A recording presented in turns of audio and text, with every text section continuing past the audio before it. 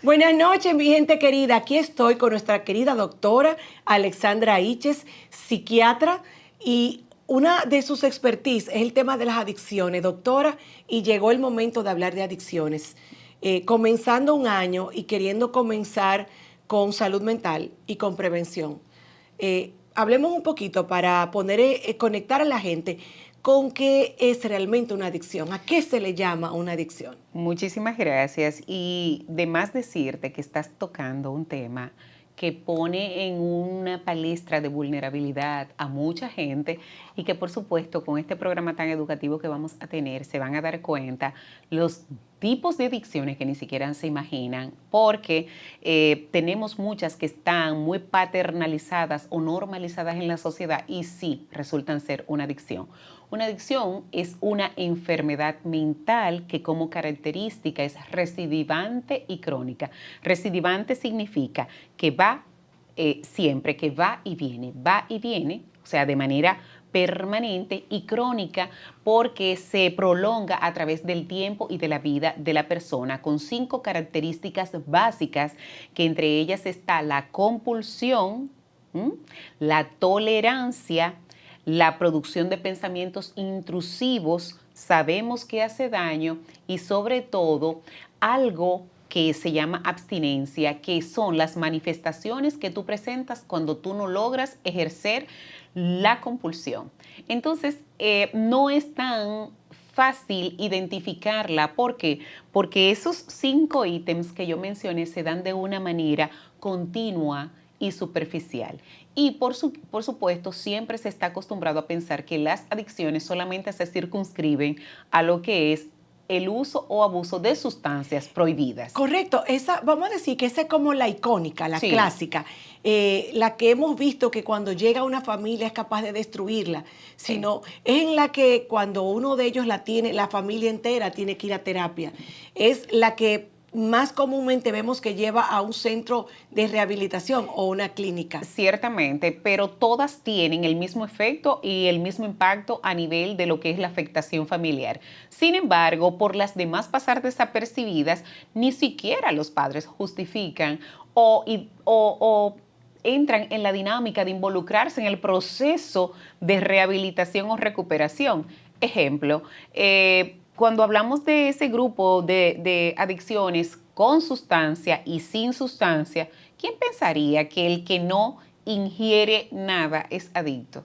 Sin embargo, cuando yo te hablo de la adicción a la tecnología, la tecnofilia, cuando yo te hablo a ti a la adicción de las redes sociales y los dispositivos como la nomofobia, cuando yo te hablo de las compras compulsivas, cuando yo te hablo de la ludopatía, que es el juego patológico, tú dices, espérese, doctora. Wow. Creo que estamos entrando en patrones mayores. Entonces, es lo mismo porque a nivel de cerebro se activa el mismo centro, que es el centro, tenemos una parte que se llama núcleo accumbens y el sistema límbico, que provoca la salida de un grupo de sustancias y bioquímicos que producen esa sensación de placer. Ejemplo, ¿y qué hace que no se pueda parar? Produce una secuencia y una necesidad imperiosa. Por eso inclusive hay una denominación a nivel de lo que son las adicciones para aquellos que están involucradas en ellas, que son los adictos funcionales. Hay personas que rítmicamente su cerebro identifica en qué momento del día es que tengo que hacerlo, y por eso muchas pasan desapercibidas. ¿Por qué? Porque una persona que va a su trabajo, hace su vida de familia, hace todas sus actividades, incluyendo las interpersonales, pero hay un momento del día en donde ya lo hace. Y es muy frecuente esto. Mire, doctora, usted decía, bueno, tenemos las adicciones que más se escuchan, porque obviamente, por ejemplo, el tema de la sustancia, como es algo ilegal, la misma ludopatía, el juego, no es ilegal, pero la pregunta es, muchas veces, sobre todo los padres, cuando tienen algún hijo con un tema de adicción o un familiar a otro, lo ve como, eso es una charlatanería, como que ahora todo es una enfermedad mental.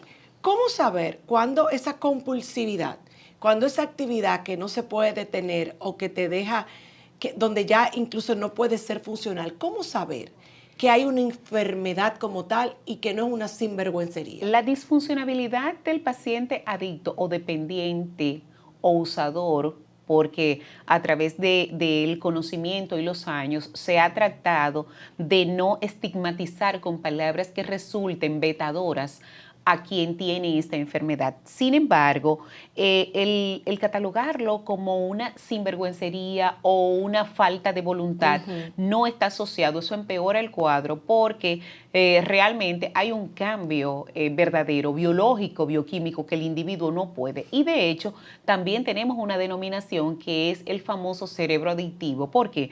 Porque la adicción tiene un componente genético. Lo que cambia de generación en generación es la presentación.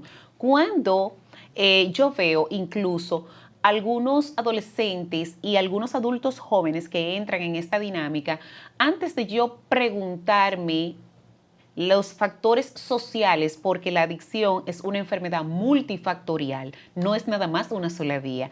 Se necesita esa condición genética, se necesita un entorno y se necesita, por supuesto, que el físico del individuo también tenga una interacción para que se dé. Cuando hablamos de que la adicción es genética, puede ser heredada, Sí. se refiere, para lo que no tenemos conocimiento de medicina y menos psiquiatría, se refiere a que es una predisposición Sí.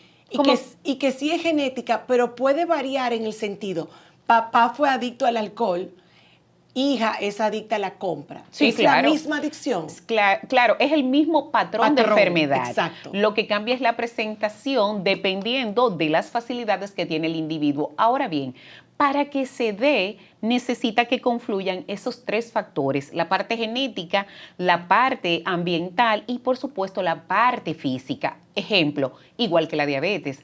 Mi papá y mi mamá realmente, mi papá y mi mamá son diabéticos. Yo tengo la predisposición genética. Ahora bien, yo era obesa. Yo decidí bajar de peso, yo decidí racionalizar el tema de los dulces, de las grasas, mantenerme en una línea dentro de lo que cabe saludable, y ya a mi edad aún yo no he desarrollado diabetes. Entonces puede el hijo, en el caso de la diabetes, como que nos es más claro entenderlo. Sí, claro. Porque hay un tema tabú que realmente es cierto con el tema de las enfermedades mentales. Claro. Porque es un diagnóstico que es básicamente, usted, aunque estudió medicina, pero es psiquiatra, pero va a determinar el diagnóstico por mis comportamientos. Claro, claro. No va a haber una analítica que diga, diste positivo, sí. Aunque hay analíticas que cuando confluyen diferentes intervalos y diferentes rasgos, o sea, sí podemos decir, ejemplo, las personas con dependencia pueden tener niveles de cortisol alto, lo que son la cascada de los elementos inflamatorios, puede tener en este caso un comportamiento de hipercolesterolemia, pero cuando asociamos ese ejemplo del tema del diabético, cuando vemos una persona obesa, fuera de yo decir que es por descuido, porque come mucho o por esto, yo me pregunto, ¿será adicto a la comida? ¿Tendrá una compulsión a la ingesta alimentaria? Mira, una de las adicciones que a una más le preocupan o le ocupan como un ente de la sociedad, y como que todos tenemos a alguien en nuestra familia que lo estamos viendo con un tema de obesidad ya peligrosa para su salud. Y es lo que usted acaba de decir, la adicción a la comida. Es legal, es normal, todos no solamente comemos, tenemos que comer. Sí. Es parte de nuestra cotidianidad y nuestra sobrevivencia. Claro. Entonces, he ahí otro punto delicado de una adicción que se puede prestar a confusión. Hay muchas aristas en esta sola adicción. Claro. Que hasta donde yo conocía es adicto a la comida, es adicto a los dulces. Son como los términos que oímos, o es adicción alimenticia compulsiva. Exacto. O alimentaria compulsiva. De hecho, está totalmente diferenciada de lo que son los trastornos alimentarios. Lo TCA, trastorno de la conducta alimentaria, es una cosa, y el trastorno adictivo alimentario es otra.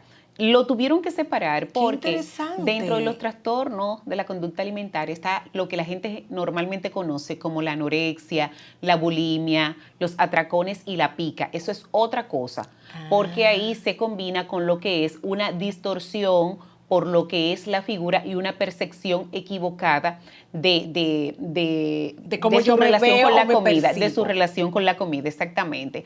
Ahora bien, la adicción a la comida, ¿por qué se tuvo que desligar?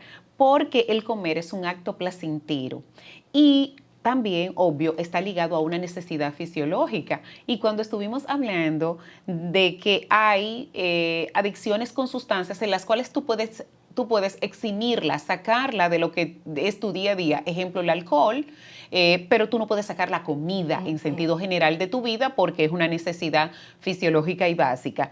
Ahora bien, está demostrado que la adicción a la comida viene incluso con una selectividad X de algunos alimentos y ahí voy a echar un poquito más de tierra, como diríamos, a lo que es en este caso el género femenino, porque nosotras, por las fluctuaciones hormonales que tenemos dentro de un mismo ciclo, dentro de un mismo ciclo mensual, incluyendo lo que es la etapa premenstrual y menstrual, fíjense que nuestro cerebro tiene unas modificaciones de neurotransmisores y selectivamente pide.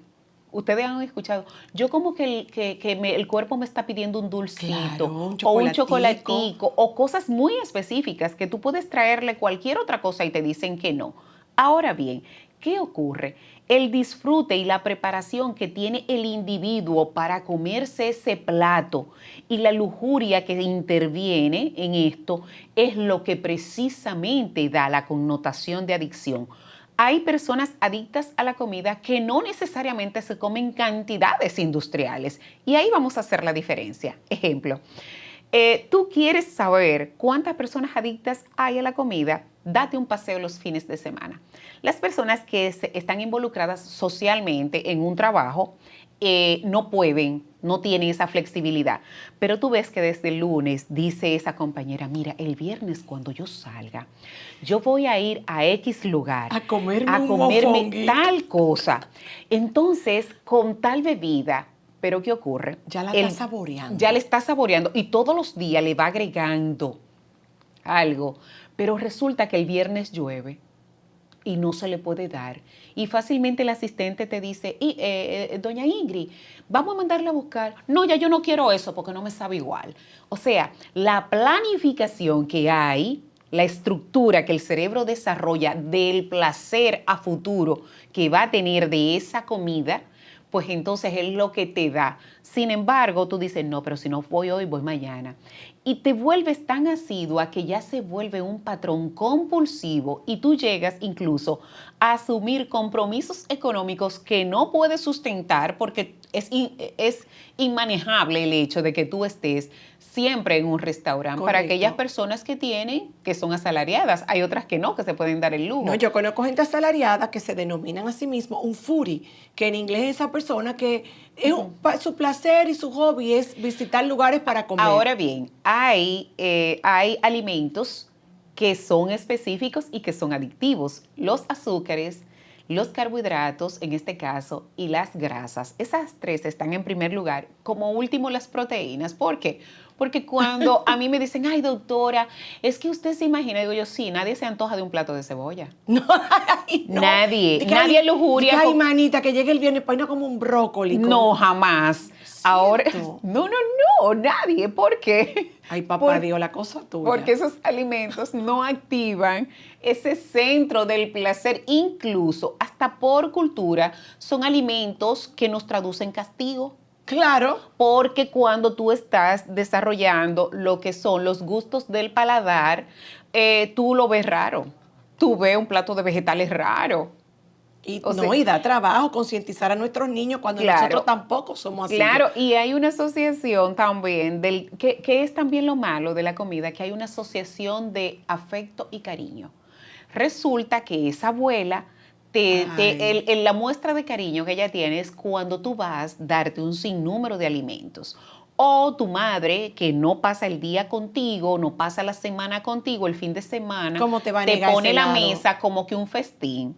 Y eso se da en todos los extractos y en todas las profesiones, porque yo me acuerdo que, bueno, todos tenemos ese buen recuerdo cuando hicimos medicina interna en el Padre Villini del Conde, que ahí está la orden de las mercedarias, de las monjas, y todos vivíamos deseosos de que nos mandaran a buscar, a medirle la glicemia o a tomarle la presión alguna, porque uno subía ahí, era un festín.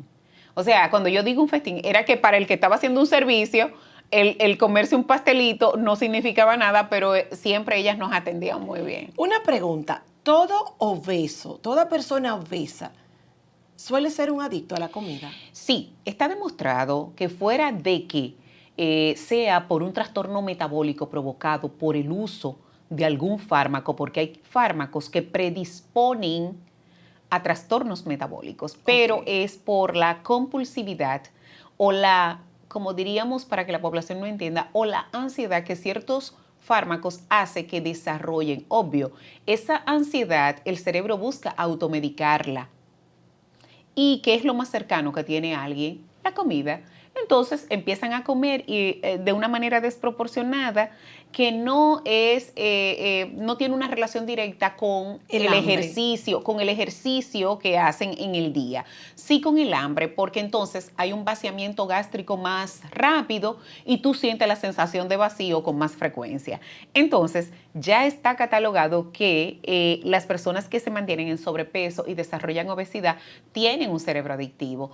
Porque ese cliché de que no son gorditos felices, detrás de cada obeso hay alguien que tiene una condición de un trastorno anímico, de un trastorno de ansiedad, puede tener un trastorno obsesivo compulsivo o es la manifestación de un mecanismo reflejo que ha utilizado para evadir algunos traumas. Wow. O sea, nosotros los que hacemos salud mental tratamos casos, ejemplo, de niños o niñas que quizás estaban siendo acosados y probablemente escucharon de su acosador que no me gustan la gente gorda. Entonces esos niños empiezan a comer como un mecanismo de defensa. Bueno, quien me está abusando no le gusta la gente gorda, yo voy a comer para yo no gustarle. Es un mecanismo inconsciente, claro está. O la relación de refugio en la comida frente a alguna situación, una pérdida. Hay niños que después de la pérdida de uno de sus padres tienden a aumentar de ¿Qué peso de pasa manera cuando en una desproporcionada. familia podemos ver que mamá obesa, de 4 hijos hay 3 obesos? Cuando vemos una familia donde la obesidad es un patrón, Ujú. ¿hay una conducta genética o hay un patrón de conducta aprendido Ahí viene la o todas parte, las anteriores? todas las anteriores, porque incluso de esa madre que tiene 4 hijos y 3 son obesos, porque el cuarto tampoco no lo es. Porque ahí puede haber un pensamiento totalmente diferente. Ahí te iba a decir, en el caso de las adicciones, no hay una fórmula exacta por lo que he No. podido ver. Por ejemplo, está esta familia tiene una amiga de mi amiga, donde es una pareja de personas que lucen una pareja bien llevada, Sí. que vienen de familias sanas, Ujú. han tenido una buena relación y tienen 4 hijos. 2 salieron adictos a sustancias full Ujú. y 2 son súper centrados Sí, sí, sí, sí, en el sí. mismo hogar. Sí, sí, sí. ¿Qué pasó ahí? No, ahí, mira, Ahí tiene que haber una carencia escondida, digo yo, no sé. y aparte de eso, porque siempre se ha querido asociar el uso o abuso de sustancia a lo que pueden ser faltas emocionales u hogares disfuncionales. Sin embargo, se tiene que dar todo. Y aunque en esa familia, tomando como referencia el ejemplo que diste, quizás tú dices, papá y mamá, vamos a buscar abuelo. Vamos a buscar Vámonos para abuelos, atrás. vámonos para atrás. Tiene que haber, Claro, hay un gen.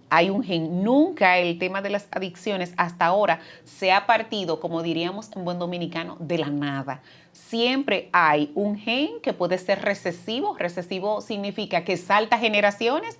Un ejemplo, un abuelo tiene hijos que son sanos, pero hay algún nieto que sale adicto. Entonces, ese se llama un gen recesivo que no siempre se presenta en cada ¿hay generación. alguna forma de que viendo que hay un componente genético en adicción, en algún tipo de adicción, ya sabemos que todas están conectadas, simplemente Ujú, ujú. salen de maneras distintas o con actividades distintas? Sí. ¿Podemos nosotros ser capaces de cuidar nuestra salud mental frente a las adicciones? O sea, sé que tengo el gen, no quiero que me salga, no quiero ser esa mujer adicta a la comida. Claro, dentro de las muchas recomendaciones que nosotros incluso le damos a aquellas personas que, ejemplo, son hijos de aquellos que tienen algún tipo de adicción, es precisamente darle esos acápites que van a ser muy determinantes y que le pueden prender el bombillo, llamar la atención frente a alguna situación. Y por supuesto, ver esa parte de que todo su entorno esté estructurado, porque los estresores externos son los que hacen que esas personas descendientes de adictos, pues entonces tengan una probable recaída. Ejemplo, si tú identificas que tu padre es adicto o tu madre adicto a la comida, pues entonces ya tú sabes que aunque manifiestes placer por ella, tú debes de tener una actividades de la vida diaria, hacer ejercicio, controlar, empezar a hacer conciencia de y cambiarle el significado de lo que la comida es en tu vida. ¿Por Exacto. qué? Porque hay personas que te dejan de ir a una actividad, sin esa actividad no se brinda comida. Eso mismo pasa muchísimo con el tema del alcohol. Sí, claro. Yo no sé fuera de aquí, pero en nuestro país, en los países latinos, tú celebras con una copa. Tú estás triste y te pide el cuerpo una copa, entiende uno. Tú te reúnes a compartir, aún en familia, y es con una copa. Sí, entonces si Y, nace y es alguien, legal. si nace alguien, tú brindas. Si alguien fallece, estoy de en duelo. Si me voy de viaje, está. Y si Entonces, llega a ver un carro, decía Morita, te sí, sí, sí. esperan No, ahora en cuando el tú compras un concesionario. carro, te esperan con una cava. Entonces, tú dices, ¿what? Pero hay algo muy básico en todo esto, es que es la normalización de los patrones adictivos. Incluso te pueden cuestionar. Uno de los grandes trucos que yo le digo a aquellos que se tienen que alejar imperiosamente del alcohol es, nadie está obligado a tener lo que realmente tú debes de tomar en los lugares que tú vas. Y si tú no puedes tomar alcohol o tú quieres poner cierta distancia, porque resulta que el alcohol también si hacemos una relación de los pacientes obesos que se someten, ejemplo, a cirugías bariátricas para pérdida de peso, más del 50-70% en los 2 primeros años posterior a la cirugía desarrollan lo que es una dependencia alcohólica. Todo Lo es he porque visto sustituyen el placer, la adicción de la comida por la por el bebida, alcohol. ¿Por pensando que qué? es líquido, ¿verdad? Es líquido, es menor y el alcohol está considerado como calorías vacías. 1 gramo de alcohol equivale a 9 calorías, cuando en realidad un trago puede llegar a tener 200-300 calorías versus un plato de comida. Imagínate. Entonces, como no le cabe, no le da esa sensación de placer, pues entonces se van por el alcohol y resulta que como ya no tienen esa parte del estómago, ese alcohol va directo y por eso es la poca tolerancia que Ah, en principio los pacientes bariátricos tienen. Entonces, como tips adicional, ojo, los pacientes bariátricos, ahora se está viendo que los pacientes son reintervenidos. ¿Por qué? Porque la adicción no fue tratada.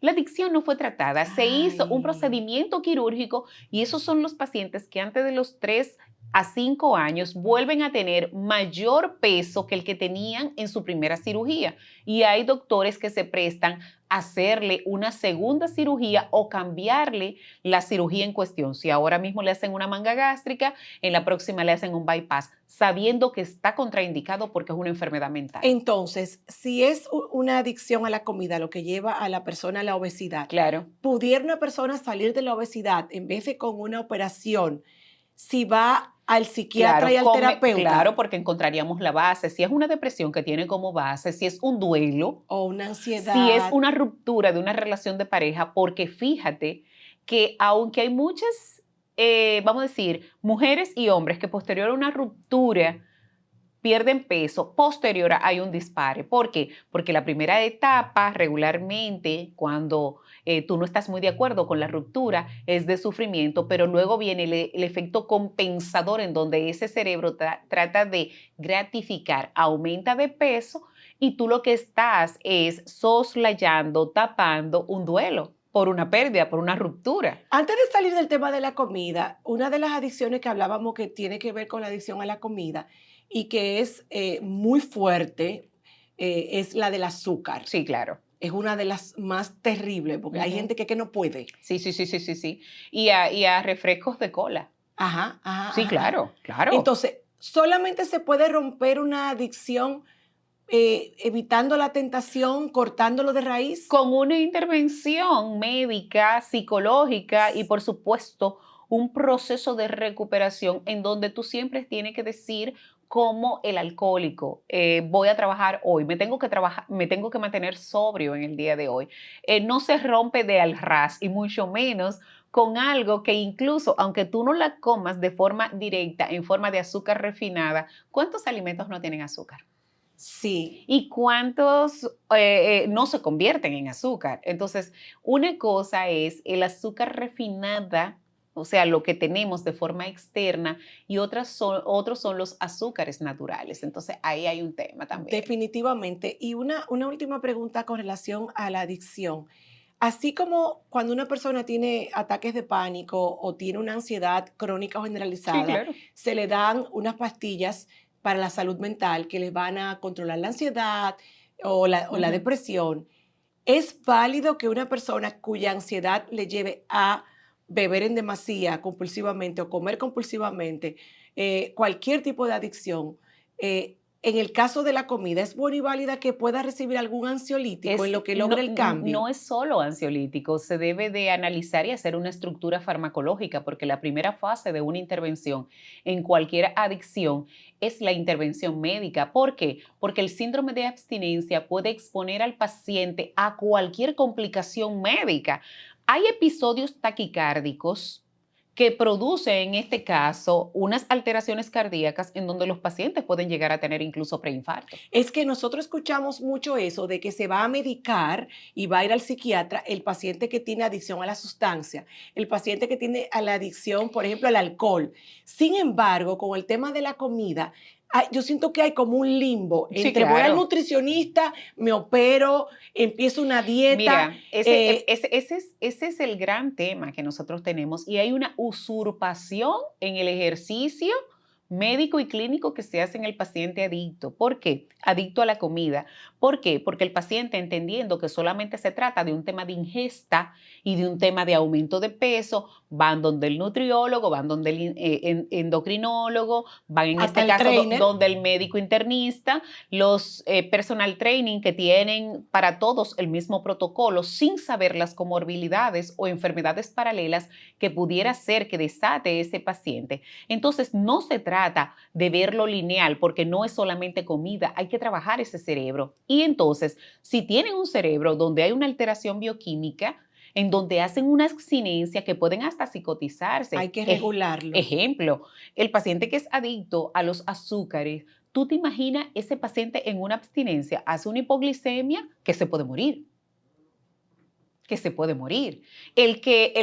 Un ejemplo, tú tienes cualquier tipo de adicción, si entráramos el alcohol, existe una entidad en el alcoholismo, una de las complicaciones más graves, que es el delirium tremens, en donde hay una combinación absolutamente de alteraciones neurológicas y físicas devastadoras. Entonces, cuando hablamos de adicción, sea la bebida o sea la comida, tiene que involucrarse en el equipo, en el Un protocolo que va a médico. cuidar un médico. Totalmente. Y en este caso, un especialista en adicciones, porque resulta también que no estoy hablando que te vaya donde el internista, porque si no tiene la especialidad en adicciones no va a poder manejar los diferentes niveles ni las diferentes complicaciones que pudiera este paciente presentar, teniendo en cuenta que cuando estamos en un periodo de desintoxicación, tratando de que ese paciente tenga las mejores condiciones físicas y metabólicas, podemos encontrar de todo. ¿Cuál es el riesgo de un paciente que está con su médico tomando algún tipo de ansiolítico o antidepresivo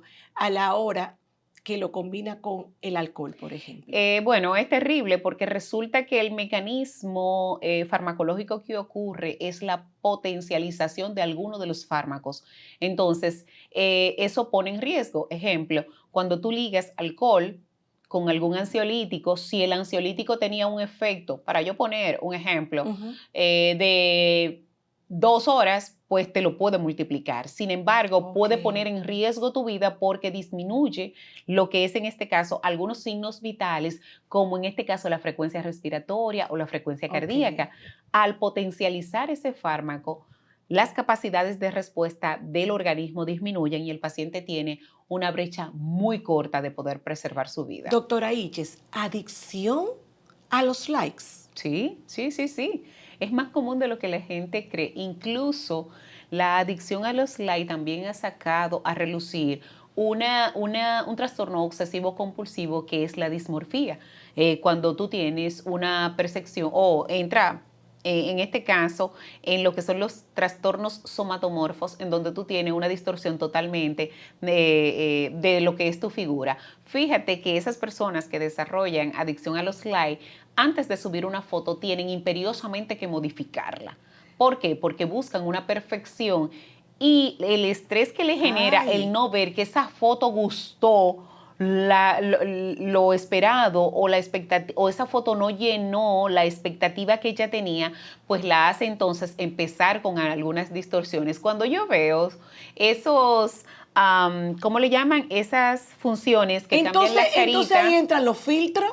Totalmente, los filtros son adictivos. Totalmente porque tú adictivos. Te puedes poner como tú quieras, de linda. Totalmente. O de flaca. Y esas aplicaciones han hecho incluso que el individuo, principalmente las mujeres, no estén conformes con su físico y empiecen entonces ahí a desarrollar la necesidad de hacerse o someterse a lo que son cambios en cirugía plástica o en tratamientos dermatológicos. Usted acaba de tocar un nervio que lo tengo que sacar porque se ve mucho en la mujer.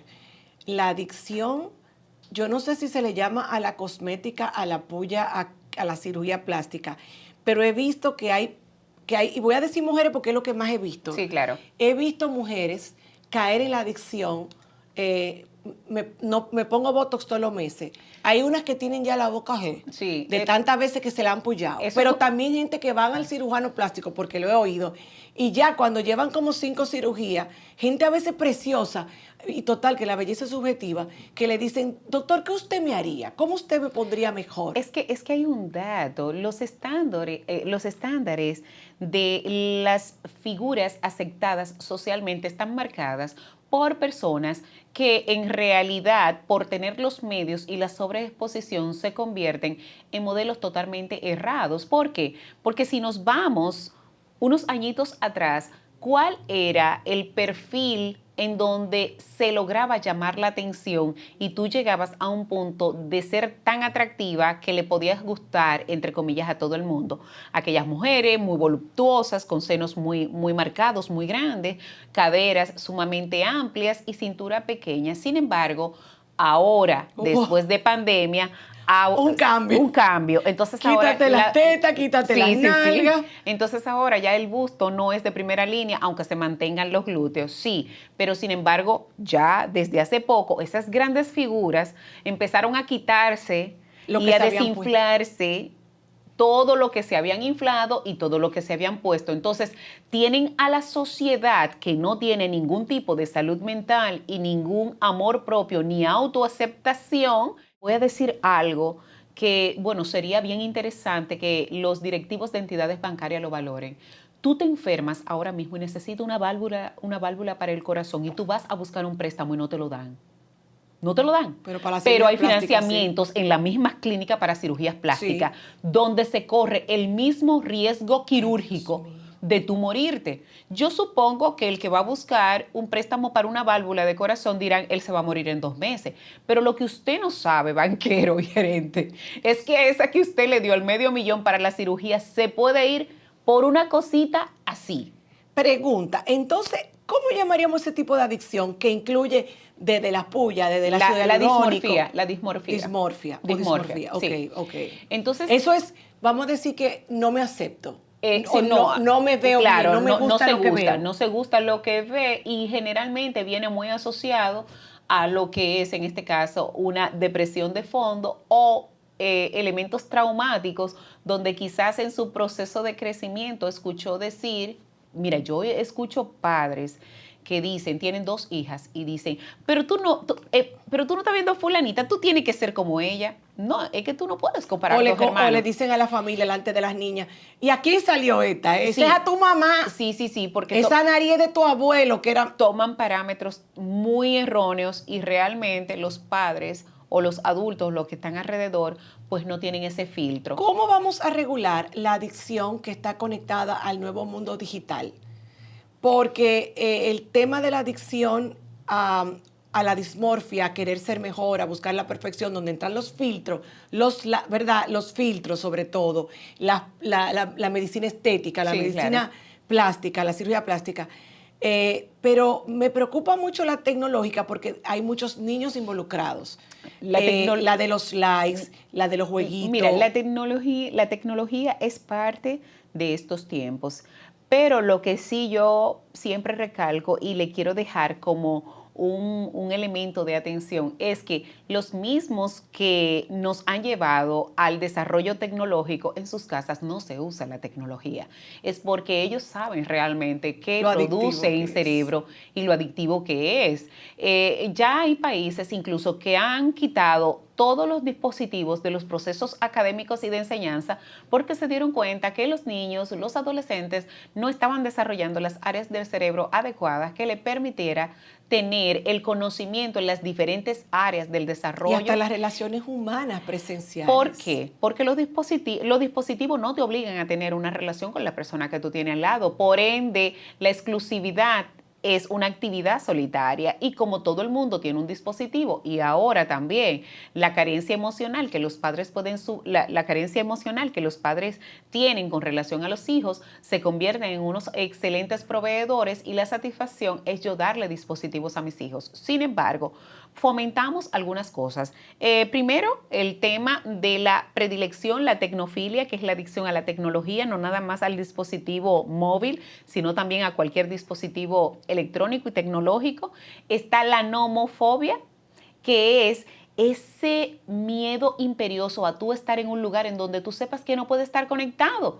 Hay personas que no Eso se van tiene al nombre campo. ya. Sí, claro. Hay personas que no se van al campo porque dicen, por ahí no llega señal. Literal. Yo no voy. Y llegan a un restaurante, a un parque y dicen, ¿y dónde hay un conector? Porque nada más de pensar que se pueden quedar sin batería, le produce tal reacción que entran en pánico. Entonces ahí yo voy a conectar algo. Si yo tengo una predisposición genética a la adicción, porque mi abuelo la desarrolló jugando, porque mi papá la desarrolló bebiendo, o fue por ahí que le fue, entonces yo puedo encontrarme sintiendo que no puedo parar de estar conectada y que Claro. dejo de vivir para conectarme entonces puede ser que yo la esté canalizando por ahí mi adicción. Claro, una de ¿Cómo las, se regula u- cuando es tecnología? una de las dinámicas que yo desarrollo en mis charlas y conferencias que tienen que ver con este tema es que yo, a sí mismo en el público, le digo, vamos todos, búsquenme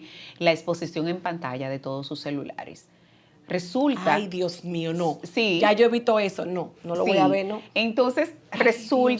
resulta que cuando tu elemento de trabajo no es el dispositivo, porque tú tienes que durar tanto tiempo plasmado, está demostrado por algunos estudios que el individuo promedio pasa alrededor de 3 horas del día. Oye, el individuo promedio, el que menos dura, el que compra los paqueticos. ¿Cuándo Te- podemos ver la alarma encendida en nuestros chicos con el tema de los juegos y de los mismos celulares? Cuando prefieren eso a compartir Doctora, pues tan todito y a cogido desarrollar para no alguna actividad incluirme. fisiológica. Dicho sea de paso, se hizo muy viral hace un par de semanas una foto de una señora en un casino que vamos a decirlo así, tenía una necesidad fisiológica y se orinó literal en la silla por no pararse ni despegarse de la máquina ¡Wow! y le tomaron una foto, se hizo muy viral. Pero cuando tú ves esos niños que empiezan a desarrollar rechazo por la comida, ¿por qué? Porque resulta que prefieren estar mejor conectados a comer. Pues entonces ahí entra una dinámica que tiene que dar un pare o cuando hay el cumpleaños, mejor en sus buenas, en la casa. ¿Y dónde está fulanito? Ah, no, Desapareció con la tableta. desapareció.